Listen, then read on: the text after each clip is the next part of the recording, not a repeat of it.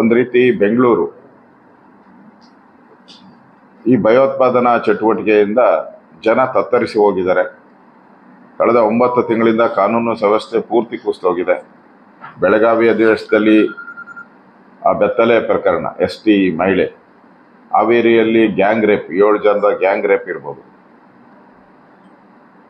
ವಿಧಾನಸೌಧ ಮತ್ತು ರಾಮೇಶ್ವರ ಕೆಫೆ, ಈ ಥರದ ಇನ್ನೂ ಕೊಲೆಗಳು, ಗುಲ್ಬರ್ಗಲ್ಲಿ ಆಗ್ತಾ ಇರೋವಂಥ ರಾಜಕೀಯ ಕೊಲೆಗಳು, ಇವೆಲ್ಲವನ್ನ ನೋಡ್ತಾ ಇದ್ರೆ ಕರ್ನಾಟಕದಲ್ಲಿ ಕಾನೂನು ಸುವ್ಯವಸ್ಥೆ ಇದೆಯೋ ಇಲ್ಲೋ ಅನ್ನೋ ಅಷ್ಟು ಹದಗೆಟ್ಟಿರುವಂಥದ್ದು ಕಾಣ್ತಾ ಇದೆ. ಈಗ ಪದೇ ಪದೇ ಕಾಂಗ್ರೆಸ್ ಅವರು ಹೇಳ್ತಾ ಇರೋವಂಥದ್ದು, ಕುಕ್ಕರ್ ಬಾಂಬ್ ಆದಾಗೂ ಕೂಡ ಅವರು ಅಮಾಯಕರು ಅಂತ ಹೇಳಿದ್ರು, ಮತ್ತು ನಮ್ಮ ಬ್ರದರ್ಸ್ ಅಂತ ಹೇಳಿದ್ರು. ಆಮೇಲೆ ಅವರು ದೇಶದ್ರೋಹಿಗಳು ಅಂತ ಈಗ ಜೈಲಲ್ಲಿದ್ದಾರೆ. ಅದಾದ್ಮೇಲೆ ಇದು ವಿಧಾನಸೌಧದಲ್ಲೂ ಕೂಡ ಕೂಗೇ ಇಲ್ಲ, ಆ ಥರದವ್ರು ಯಾರು ಇಲ್ಲೇ ಇಲ್ಲ ಕಾಂಗ್ರೆಸ್ ಪಾರ್ಟಿ ಅಂತ. ಈಗ ಕಾಂಗ್ರೆಸ್ ಕಾರ್ಯಕರ್ತರೇ ಕೂಗಿರೋದು. ಇದು ಪ್ರೂವ್ ಆಯಿತು. ನೆಕ್ಸ್ಟ್ ಇರೋವಂಥದ್ದು ರಾಮೇಶ್ವರ ಕೆಫೆ. ರಾಮೇಶ್ವರ ಕೆಫೆನ ಕಾಂಗ್ರೆಸ್ ಅವರು ಮೊದಲೇ ಹೇಳ್ಬಿಟ್ರು, ಇದು ಬಿಸ್ನೆಸ್ ರೈವಲ್ರಿ ಇದು ಅಂತ. ಕಾಂಗ್ರೆಸ್ಸಿನ ಉಪಮುಖ್ಯಮಂತ್ರಿ, ಕಾಂಗ್ರೆಸ್ ಅಧ್ಯಕ್ಷರೇ ಹೇಳಿದ್ರು, ಶಿವಕುಮಾರ್ ಅವರು, ಇದು ಬಿಸ್ನೆಸ್ ಇಂದ ಆಗಿರುವಂತ ಇದು ಅಂತ. ಈಗ ಏನ್ ಹೇಳ್ತಾ ಇದ್ದಾರೆ, ಈಗ ಅದು ಪೂರ್ತಿ ಭಯೋತ್ಪಾದನಾ ಚಟುವಟಿಕೆ ಅಂತ ಪ್ರೂವ್ ಆಗ್ತಾ ಇದೆ.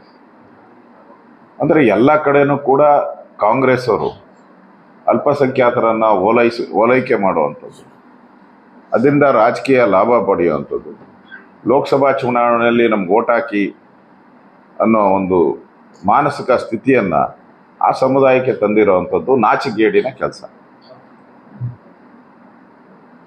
ಸಿದ್ದರಾಮಯ್ಯನವರು ಪದೇ ಪದೇ ಹೇಳ್ತಾರೆ, ನಾನು ನನ್ನ ಭಾರತ ಮಾತೆಯ ಪ್ರೀತಿಯನ್ನ ಯಾರು ಪರೀಕ್ಷೆ ಮಾಡಕ್ಕಾಗಲ್ಲ ಅಂತ. ಈ 3 ಪರೀಕ್ಷೆಯಲ್ಲಿ ನೀವೆಲ್ಲಿ ಪಾಸ್ ಆಗಿದ್ದೀರಾ? ನನ್ನ ಪರೀಕ್ಷೆ ಮಾಡಕ್ಕೆ ಆಗಲ್ಲ ಅಷ್ಟು ಗಟ್ಟಿ ಅಂತ ಹೇಳ್ತೀರಲ್ಲ, ಈ 3 ಪರೀಕ್ಷೆಯಲ್ಲಿ ನೀವೇನ್ ನಡ್ಕೊಂಡ್ರಿ? ಪ್ರತಿ ಪರೀಕ್ಷೆಯಲ್ಲೂ ಸಮರ್ಥನೆ ಮಾಡಿದ್ರಿ, ಇಲ್ಲ ಇಲ್ಲ ಅಂತೇಳಿ. ಈಗೆಲ್ಲ ಕಡೆ ಪ್ರೂವ್ ಆಗ್ತಾ ಇದೆ.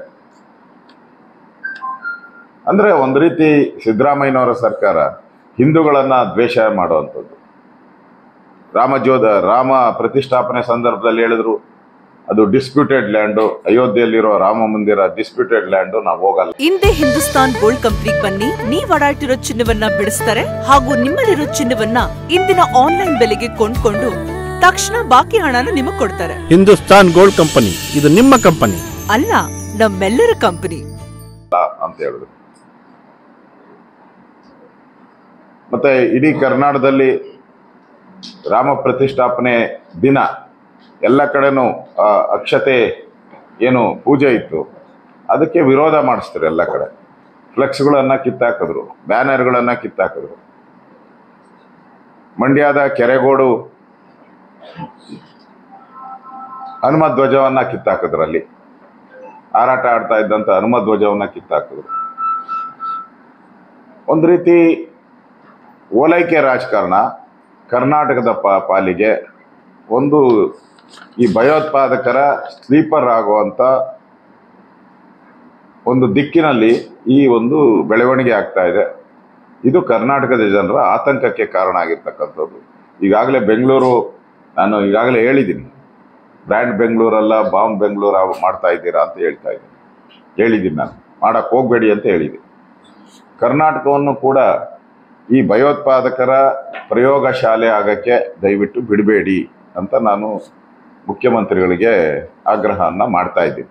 ಪ್ರಯೋಗ ಶಾಲೆ ಆಗಕ್ಕೆ ಬಿಡಬೇಡಿ. ಯಾಕಂದ್ರೆ ನೀವು ಅವ್ರ ಮೇಲೆ ಇದ್ದಂಥ ಎಲ್ಲ ಕೇಸುಗಳನ್ನ ಪದೇ ಪದೇ ತೆಗಿತಾ ಇದ್ದೀರಾ. ಹಾಸನದಲ್ಲಿ ಸುಮಾರು 1200ಕ್ಕೂ ಹೆಚ್ಚು PFI ಮತ್ತು KFD ಕಾರ್ಯಕರ್ತರ ಮೇಲೆ ಇದ್ದಂಥ ಕೇಸುಗಳನ್ನು ವಾಪಸ್ ತೆಗೆದ್ರಿ. ಮತ್ತೆ ಬೆಂಗಳೂರಲ್ಲಿ KJಹಳ್ಳಿ DJ ಹಳ್ಳಿ ಗಲಾಟೆ ಏನು ನಡೀತು, ಇಡೀ ಬೆಂಗಳೂರು ತಲ್ಲಣ ಬಂದೋಯ್ತು. ಪೊಲೀಸ್ ಸ್ಟೇಷನ್ ಮೇಲೆ ಹಲ್ಲೆ, ಅಲ್ಲಿ MLA ಮನೆಗೆ ಬೆಂಕಿ ಇಟ್ಟಿದ್ದು, ಈ ಕೇಸ್ನು ವಾಪಸ್ ತೆಗೆಯುವಂತ ಒಂದು ಪ್ರಯತ್ನವನ್ನ ಪತ್ರನೇ ಬರೆದಿದ್ದೀರ ನೀವು. ಪರಮೇಶ್ವರ್ ಅವರು ಪತ್ರ ಬರೆದಿದ್ದಾರೆ, DK ಶಿವಕುಮಾರ್ ಅವರು ಪತ್ರ ಬರೆದಿದ್ದಾರೆ. ಎಲ್ಲೆಲ್ಲಿ ಈ ತರ ಗಲಭೆಗಳು ಸೃಷ್ಟಿಯಾಗಿದೆಯೋ, ಕೋಮು ಸೌಹಾರ್ದವನ್ನ ಹಾಳು ಮಾಡುವಂಥದ್ದು, ಅದೆಲ್ಲ ಕೇಸುಗಳನ್ನ ವಾಪಸ್ ಪಡೆಯುವಂತ ಆ ಪ್ರಕ್ರಿಯೆ ನೀವು ಮಾಡ್ತಾ ಇದ್ದೀರಾ.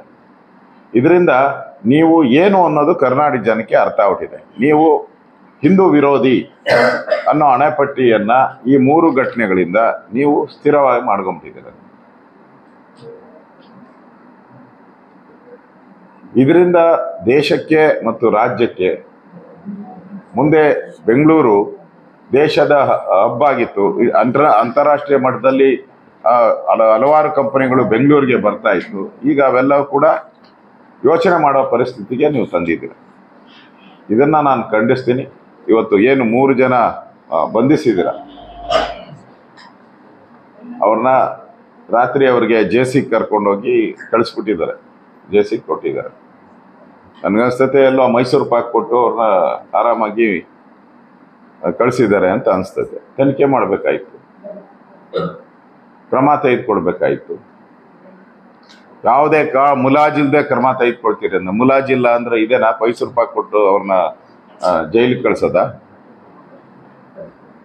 ಈ ರೀತಿ ನಿಮ್ಮ ನಡವಳಿಕೆಯಿಂದ ಮುಂದಿನ ದಿನಗಳಲ್ಲಿ ಕರ್ನಾಟಕಕ್ಕೆ ದೊಡ್ಡ ಅನಾಹುತ ಕಾದಿದೆ ಅನ್ನೋ ಎಚ್ಚರಿಕೆ ಮಾತನ್ನು ಕಾಂಗ್ರೆಸ್ ಅವರಿಗೆ ನಾನು ಹೇಳ್ತಾ ಇದ್ದೀನಿ.